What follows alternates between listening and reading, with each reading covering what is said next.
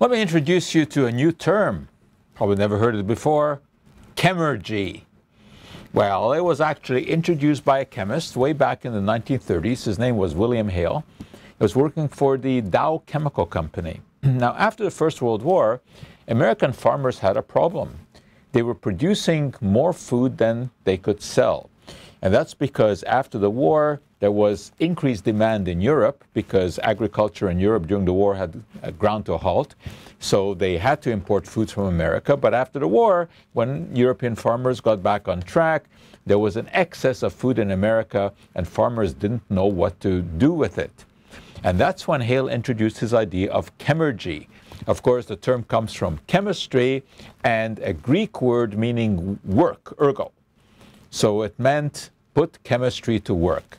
Hale's idea was to take agricultural products or agricultural wastes and convert them into useful industrial materials. Well, today that idea, of course, rings true again because we're concerned about petroleum running out and, of course, about products that are made from petroleum having a big footprint in terms of the greenhouse effect. So once again, there's renewed attention to making things out of a renewable resource, such as agricultural waste. And this now is coming to fruition. If you take sugar, for example, I mean, most people, of course, just think of sugar as the stuff that you put into a soft drink or you put into your coffee. But sugar can be fermented, and it can be fermented into alcohol.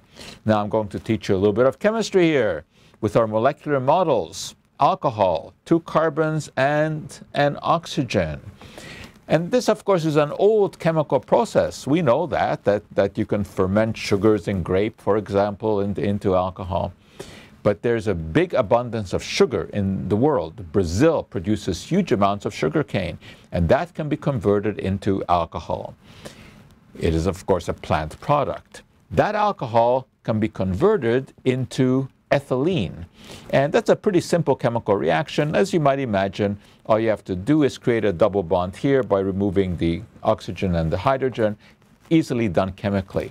And then you can take the ethylene molecules and join them together into a long chain that we call polyethylene. And here it is, polyethylene. Of course, in real polyethylene molecules, there would be far, far longer chains of carbon atoms than this. Now, this has some very interesting properties. We can eat with it.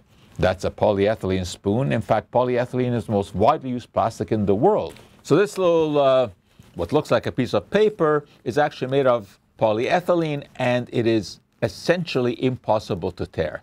So you can make wonderful products out of polyethylene. You can mold it. This guy is made of polyethylene.